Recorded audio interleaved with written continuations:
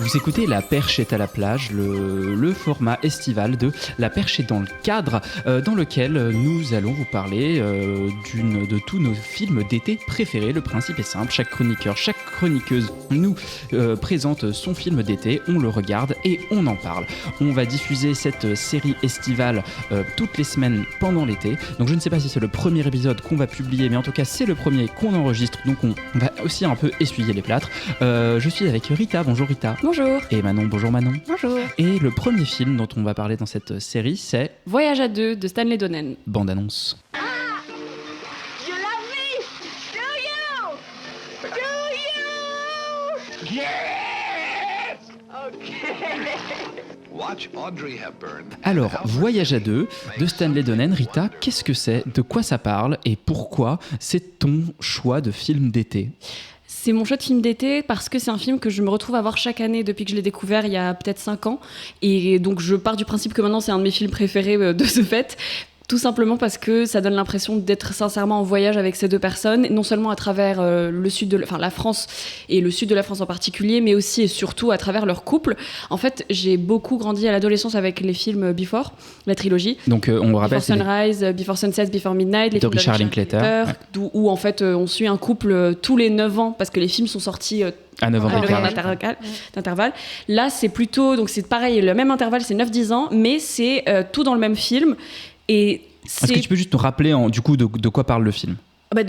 On suit un couple, Audrey Hepburn et Albert Finney, qui sont anglais et qui en fait se rencontrent pendant un road trip en stop entre l'Angleterre et le sud de la France, et qui en fait vont refaire ce voyage assez fréquemment, et on va les voir donc à leur rencontre et au moment de leur potentielle rupture, et puis 2-3 fois au milieu sur l'espace de 10 ans. Donc dit comme ça paraît être a lot, mais en fait c'est le truc principal pour moi, c'est un film de montage parce que c'est très clair quand tu regardes à quelle période tu es, alors qu'ils essayent pas de mettre genre une moustache sur Albert Finney pour te rappeler quelle période on est. Alors on va parler de tout ça, mais donc voilà, c'est cette espèce de chronique d'un couple qui en effet se passe l'été, donc on est vraiment dans le thème. C'est un film très solaire puisqu'il se passe en grande partie quand même sur la côte d'Azur, très plage, et avec cette espèce de liberté très années 60 de la voiture où on peut la prendre et traverser on peut traverser le pays. Tu l'as découvert comment? Au cinéma. Grâce à la Filmothèque du Quartier Latin, comme beaucoup de gens, je pense. Je suis allée parce qu'il y a un moment où j'ai fait, comme tout le monde, je pense, une obsession Audrey Hepburn, et c'était un de ceux que j'avais pas vu, et c'est mon préféré d'elle. C'est le rôle le plus intéressant qu'elle ait jamais fait, je pense.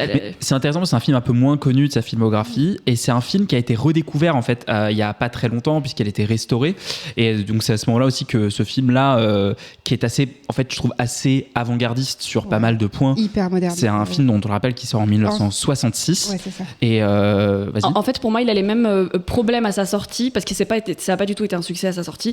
Il a les mêmes problèmes que Sweet Charity de Bob Fosse, où en fait c'est des films qui à leur sortie c'est pas ce que les gens ont envie de voir, et visiblement en plus c'est un film sur des Anglais, donc déjà les Anglais ils étaient clairement pas prêts pour ça à ce moment-là, et c'est un film qui un peu à la manière de d'autres trucs plus dramatiques on va dire sur le couple est un peu presque triste à dire. En fait au bout d'un moment on finit tous par se détester, mais là c'est une comédie romantique, donc il y a quand même moi je trouve assez optimiste d'une certaine manière. Moi, c'est ce que j'ai aimé justement, c'est ce genre de chronique de couple de façon, alors je sais pas si on peut dire anté-chronologique, mais plutôt déconstruit. Voilà, quoi. Le film, on va revenir sur le montage après. Je pense que c'est vraiment un des énormes points forts du film. Et Manon, toi qui aime beaucoup par exemple Anatomie d'une chute, c'est un film qu'on peut, je trouve, relier pas mal à ça en termes d'études du couple, d'études de la déliquescence de l'amour, de sa renaissance aussi peut-être. Ouais, mais c'est ce que je le rapprocherais peut-être pas d'Anatomie d'une chute, mais de ces nombreux films qu'on a déjà eu sur des histoires de couple de façon déconstruite comme ça. Il y a eu Blue Valentine, il y a eu 5x2 de François Ozon, enfin il y en a eu pas mal comme ça. Mais c'est à chaque fois des choses extrêmement dramatiques. Enfin, vraiment, Blue Valentine, c'est très beau, mais qu'est-ce que c'est pesant. Là, je trouve que... Mais je pense que c'est beaucoup... la Côte d'Azur, la personnalité d'Audrey Hepburn, elle est hyper marrante et tout. Et c'est quand même assez optimiste, même si, le fond est quand même... ils vont vers le divorce et tout ça. Mais je trouve que ça change un peu de ces films de divorce qui peuvent être un peu plombants. C'est une comédie de divorce, de remariage, en fait, c'est un peu tout ça en même temps. Pas de remariage. comédie divorce. En fait, moi, ce que je trouve fou, c'est que le moment où il parle pour la première fois de séparation, ça arrive très tardivement. C'est la première scène. C'est la première scène du film. En fait, je trouve que quand il le dit, il y a une certaine gravité tout de suite qui s'installe. Où en fait, c'est pas pour eux l'idée du divorce, c'est pas léger comme ça peut le devenir aujourd'hui. Où en fait, les films qui nous parlent de divorce dans un mariage, c'est un peu la solution inéluctable parce qu'on est au bout. Là, quand il mentionne la séparation, d'ailleurs, et le mot divorce n'est pas prononcé, je crois, dans la première scène. Maybe we should get a divorce. Je crois que c'est ça qu'il dit. Ouais, mais en tu crois fait, pas en fait. Enfin, tu sais qu'ils disent ça un peu. Oui, c'est un peu comme ça, léger. voilà. Et quand plus tard ils le disent sérieusement, et tu comprends que chronologiquement c'est la première fois qu'ils le disent, il y a un vrai truc de ah merde, ok. Et moi je trouve que c'est ce qui est très beau avec ce film. Et autre chose que je trouve intéressant avec ça, c'est que les fautes des personnages n'arrivent pas, c'est pas un coup l'un puis un coup l'autre où en fait il faut justifier qu'il y a égalité dans les bêtises ou qu'il y a égalité dans la manière de se comporter quand ils sont jeunes. Et tout ce qu'on dit c'est pas des spoils, hein. Honnêtement on peut pas spoiler ce film en vrai, mais au contraire c'est un film qui se découvre avec plaisir même en sachant le sujet. Mais Albert Finney quand il est jeune, son personnage c'est un petit con, vraiment on le sait, tout est monté et écrit pour que Audrey Hepburn passe pour un personnage beaucoup plus mature pour son âge et lui pour un débile qui pense qu'elle est vierge, qui pense que les hommes doivent être comme ça et les femmes doivent être comme ça. C'est hyper moderne. Mais c'est un des points sur lesquels je voulais te relancer justement, c'est la modernité du film, notamment dans l'écriture de ces personnages féminins, notamment de celui de Audrey Hepburn, un peu moins peut-être dans celui de l'ex de Albert Finney qui m'a fait hurler de rire, mais qui est vraiment une scène incroyable. Pour moi cette scène c'est un peu le lancer des petits mouchoirs, c'est-à-dire que c'est vraiment genre il y a vraiment une espèce de truc de pourquoi ils sont potes, pourquoi ils partent en vacances ensemble, quelle horreur. Pourquoi ils partent en vacances ensemble. Je trouve qu'il y avait déjà un truc hyper avant-gardiste sur l'éducation positive, de ce couple qui ne dit jamais non à leur gamine qui est absolument infecte. Horrible. Et ça, je trouve ça fou dans les années 60 de montrer ça à l'écran.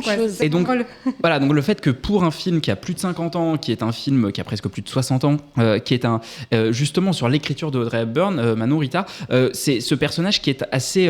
en fait, qui au début du film, c'est elle qui répare la bagnole. Donc c'est un truc d'inversion assez, je pense, volontaire du cliché. C'est elle qui sait comment réparer une caisse. C'est lui qui est complètement à la rue. Et c'est aussi lui qui va la tromper la première fois dans cette aventure. Je pense que c'est le dernier spoil qu'on fera parce qu'après c'est délicieux, je trouve, de voir ce qui se passe.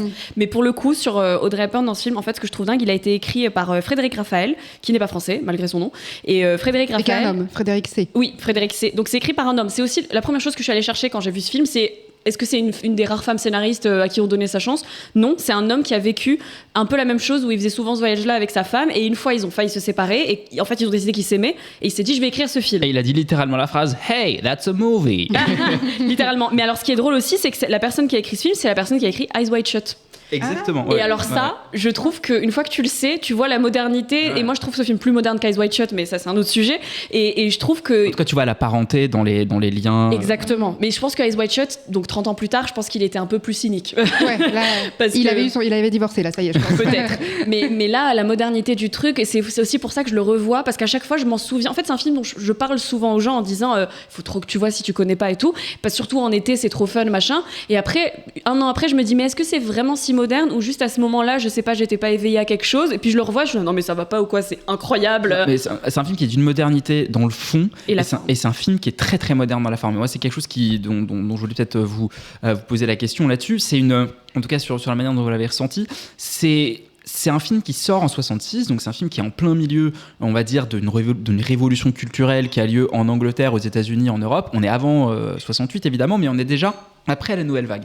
Et il faut un peu dire un mot de Stanley Donen, qui est un producteur-réalisateur, qui est une fonction un peu étrange dans le cinéma de studio. Donc c'est quelqu'un qui a beaucoup de choix, on va dire de latitude créative sur ce qu'il va faire dans ses films.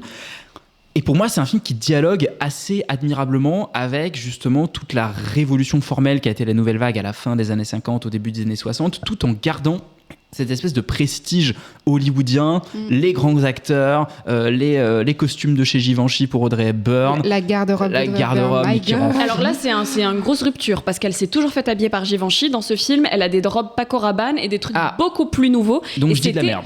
C'est pas grave. Tu vois, je te l'ai dit de manière très gentille et diplomate. En fait, en levant le doigt comme ça. Voilà. En gros, tout Audrey Hepburn dans ce film est rupture. Déjà, alors c'est son avant-dernier film, ce qui est fou à savoir. Ouais. Elle s'est arrêtée très jeune pour devenir. Elle avait, je pense, 38 ou 39 ans. Ouais, j'ai regardé film. 37 ou 38. Voilà, elle a genre 5-6 ans de plus que Albert Finney, et ce qui est déjà en soi révolutionnaire. Ouais, vraiment. Et surtout qu'avant ça, quand elle a fait des films avec Maurice Chevalier, il a 50 ans de plus qu'elle, quoi.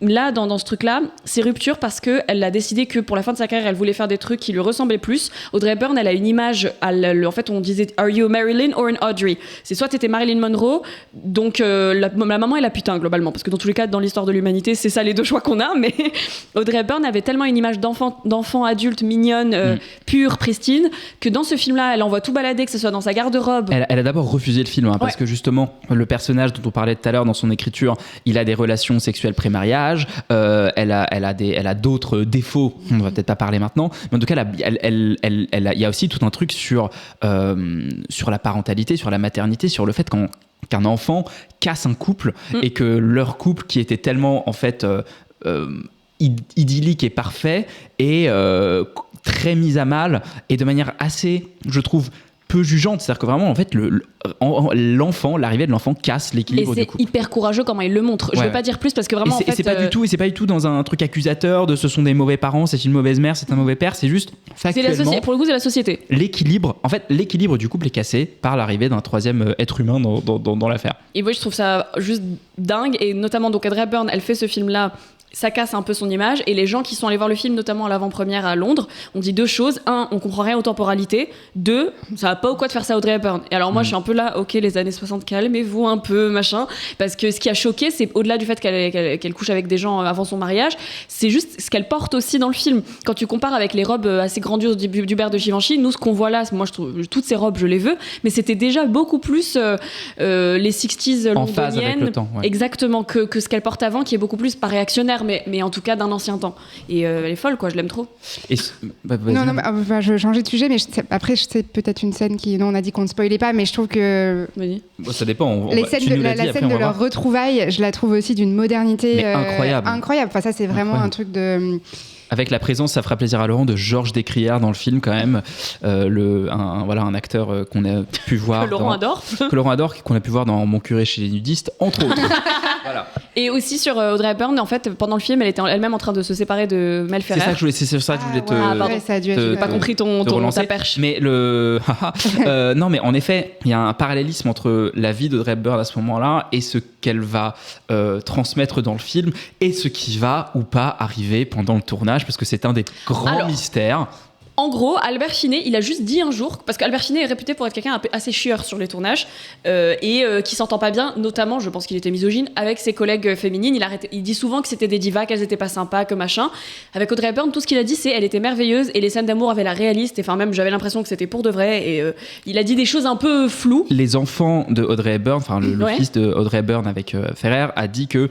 Enfin, lui a dit, ils se sont séparés à cause d'une histoire d'amour sur le tournage. Voilà, donc c'est un peu... Donc on ne sait pas. Parce que ça aussi, ça fait partie de la modernité. C'est rare, je trouve, dans les films un peu datés, d'avoir cette alchimie aussi. Ils sont hyper sexy. Ouais, vraiment. Je trouve que les scènes d'intimité... Alors, on peut en parler de scènes de sexe, on les voit pas vraiment, mais en tout cas, les ça scènes... reste un film des années 60 hollywoodien, voilà. Mais les scènes d'intimité sont hyper bien filmées, et les blagues hyper sur réalistes. Le cul, quand même. Il y a des blagues... Ouais, mais elle est trop drôle, hein. Elle fait plein de blagues vraiment drôles. Et d'ailleurs, ça a été tourné dans la même maison, la maison bourgeoise, qui a un moment qui crée un souci. C'est la même maison que la maison de la piscine de Jacques Deray. Énorme. Donc il y a un plan qui, moi, m'a marqué. J'aime pas la piscine, mais il y a un plan dans la piscine qui m'a marqué quand je l'ai vu pendant le Covid et que j'avais pas vu d'être humain depuis des mois. C'est quand il s'allonge sur elle, elle est allongée par terre et elle sort de l'eau et elle est trempée de la piscine et il s'allonge sur elle et les gouttes, enfin leurs gouttes se mélangent machin, et elle est hyper sensuelle cette scène. Il y a la même dans Two for the Road et je trouve ça, c'est assez marrant. Mais d'ailleurs, justement, sur la sensualité du film, on parle des couleurs. Sur les couleurs très estivales du film, c'est un film très très coloré, très vif. Et là aussi, je trouve que là où il dialogue de manière très intéressante avec un autre film qui est Bonjour Tristesse, mais aussi tous les films un peu de la nouvelle vague, c'est en fait le tournage en décor réel. C'est-à-dire que c'est un moment où en fait tu sens que Stanley Donen, en tout cas c'est comme ça que je le comprends quand j'ai vu le film, c'est en fait le mec il a vu tous les films qui commencent un peu à arriver, les Pierrot le Fou. J'allais dire, il y a trop de liens avec Pierrot le Fou. Voilà, Pierrot le Fou qui pour moi Pierrot le Fou c'est boring. Oui. Mais non, mais d'accord, là c'est plus lumineux. Non, je dis ça pour nos auditeuristes qui pensent que Non, bien c'est sûr. vraiment Ah oui, un non, film rien à voir. entertaining là, ce qu'on Oui, est en oui. train de vous Ouais. vendre. Mais je veux dire formellement en effet dans les Ouais, couleurs, formellement, dans l'image, même avec le mépris, Les donc, rouges. le rouge, le mépris, enfin tout ça, tous ces films là qui débarquent dans les années 60 et qui envoient quand même un peu formellement balader tout un tas de choses. Tu vois que Stanley Donen, qui est un mec des vieux de la vieille quand même, qui fait les films depuis les années 40, en fait là il saisit, je trouve, toute la modernité que peut avoir tout ce cinéma là, qu'il le transpose à travers le montage qui est complètement, enfin tu te dis C'est mais du génie. en effet le film est génial et en effet peut-être un peu trop précurseur parce que juste la temporalité est tellement et il arrive à un point, je trouve, d'abstraction dans le montage où tu t'en fous de savoir à quelle époque t'es. C'est-à-dire tu comprends juste leur psyché à eux. Au début, tu essaies un peu de faire le puzzle de attends, mais ça c'est avant, ça c'est après, c'est quelle année, pourquoi, et t'essayes un peu de reconstituer le truc par la frange de Audrey Hepburn. Quand la troisième fois que tu vois le film, c'est le moment où tu commences à vraiment essayer d'attacher le truc. Et moi, au bout d'un moment, j'ai arrêté d'y penser, et c'est le moment où j'ai commencé à aimer vraiment le film. Mais en fait, je m'en fous. Oui, c'est ça. C'est juste, l'important, c'est de voir à quel stade ils en sont dans leur couple à eux, tu vois. Et ça, tu le comprends tout de suite. Je trouve que c'est extrêmement bien retranscrit. Et t'as pas besoin de temporalité formelle, Vraiment. quoi. Donc ça, c'est hyper réussi du point de vue du Et montage. du coup, la sensualité du film, elle passe aussi par ce jeu de montage et par ces paysages incroyables quand même. Et ben justement, filme. si jamais moi j'ai pour projet dans la vie, et je vous le partage si d'autres veulent, sur Wikipédia, la version anglaise du film, il y a toutes les localisations en itinéraire et classées par année de voyage, qui d'ailleurs aide si vous voulez un moment recomprendre la chronologie. Et il y a même genre le voyage de Marc tout seul, tout ça. Donc c'est vraiment, j'ai envie de faire un road trip un jour, si je réussis un permis un jour. Après, malheureusement, je pense que tu vas pas retrouver, parce que ça, c'est un élément qu'on voit dans le film aussi, quand il commence à bétonner aussi. Alors oui, carrément. Et tout, ça aussi, c'est super moderne, et c'est un peu triste de voir ça avec notre regard là, mais je pense qu'il y a C'est pas sûr, mal de les choses plages, qui ont faut changé. pas se leurrer. Mais par contre, sur les châteaux, sur beaucoup de trucs, et même il y a des choses en Ile-de-France et j'avais pas capté, mais c'est vrai que vu qu'ils partent du nord, en fait. Oui, il y a au moins ils sont à Chantilly. Mais oui, j'avais pas du tout percuté. Enfin, ça d'ailleurs, c'est génial aussi d'un point de vue de mise en scène, là, toutes ces petites incursions en accéléré comme ça, là, notamment quand ils sont en vacances avec leur couple d'amis, là où ils vont visiter le château. Et c'est hyper moderne, c'est ça. hyper moderne comme effet de mise en scène. En fait, on a vraiment. Je suis hyper contente que tu aies aimé Manon. Parce mais que j'ai du coup, adoré, c'était vraiment. Une super découverte. Et vraiment, tout le long, j'étais là, mais c'est pas possible que ce film soit sorti en 67, quoi. Puis oui, après, tu peux même. Juste, tu coupes le son et tu regardes Audrey Hepburn, les décors et ses fringues, et c'est incroyable. Et Albert Finet, honnêtement, enfin moi, c'est un acteur que j'aime beaucoup pour Hercule Poirot, qu'il a interprété plusieurs fois. C'est vrai, il a interprété Hercule Poirot. Et c'est quelqu'un. En fait, je pense que Stanley Donen, il savait qu'il allait falloir aussi avoir du public indépendant, parce qu'en film de studio, c'est trop bizarre. C'est un de ses premiers grands rôles à Albert Finet. Enfin, c'est son premier film. C'est pour ça, je pense qu'il est allé le chercher lui, parce que c'est un gars qui venait du théâtre anglais, de quelques films indés. Et pour revenir un peu à un point qu'on a déjà évoqué, pardon, on fait un peu des allers-retours comme ça, comme le film finalement. Et donc en fait, le Albert Finet, c'est aussi un mec qui vient, c'est un ouvrier en fait, c'est une famille ouvrière. Et alors que Audrey Hepburn, c'est quelqu'un de très aristocratique. Et donc en fait, il y a aussi cette différence sociale qui n'est absolument jamais évoquée dans le film. C'est jamais un sujet, c'est jamais un truc, mais dans sa manière d'être, de parler, d'être un peu en mode genre, allez-y, je rentre dedans, je m'en rien à fous. foutre. Il a un côté nouveau riche dans le film. Il a un côté nouveau riche qui est assez détestable. Et qui a voulu en arriver là, il l'explique dans sa backstory. J'ai l'impression que je vais tout spoiler, je m'arrête. Mais en tout cas, c'est un personnage qui, quand il la rencontre, à peine, je trouve, raconte beaucoup sa vie pour dire d'où il vient, ce qu'il a fait, ce qui s'attendait aux des femmes anglaises, des femmes américaines, qui comprend pas que machin, les femmes c'est trop compliqué. Et elle est en mode d'accord, oui, voilà ta pomme, d'accord, t'as retrouvé ton passeport, bon bah très bien. Et elle dit pas grand chose sur elle, et en même temps, effectivement, comme tu dis, on comprend très bien qu'ils viennent pas de la même chose, mais qu'ils ont, et que lui, en fait, et c'est la même chose pour moi de beaucoup de personnages, notamment le personnage de Don Draper dans Mad Men, les hommes qui en fait à cette époque-là avaient une route toute tracée de ce qu'il fallait faire, et qu'une fois qu'ils l'ont fait, tout se tombe dans l'ennui, et en plus n'aiment pas forcément leurs enfants. Mais du coup, il y a aussi un parallèle avec complètement. Mais du coup, il y a un parallèle aussi avec avec Albert Finet tout court, c'est-à-dire que ce mec qui arrive, qui débarque, qui est face à Audrey Hepburn et qui en fait, lui là, il joue sa vie en fait, alors que elle est déjà un statut de superstar. Elle a son avant-dernier film. Et du coup, lui, il donne aussi un peu tout à l'écran, et cette alchimie qui résonne de manière hyper intéressante avec juste la vie de ces deux comédiens. Voilà, c'est donc Voyage à deux de Stanley Donen qu'on vous recommande chaudement. Et bonus, les personnages français sont vraiment français. Oui. Donc quand il y a un hashtag mec... Georges Descrières, oui. Ouais. Non mais je parle même des passants. Donc il y a un moment c'est vrai. un pompier, un fermier qui est très fermier, fâché bien sûr. et qui essaye vraiment d'extorquer, et il est hilarant. Il parle français à l'époque, à l'ancienne je veux dire. C'est grave. très drôle. C'est vraiment très très drôle. Vraiment voyez ce film quoi. Donc Stanley Donen, Voyage à deux, Too for the Road. Et voilà, c'est un très beau film estival. Je pense qu'on peut clore cet épisode. Bonnes vacances à vous.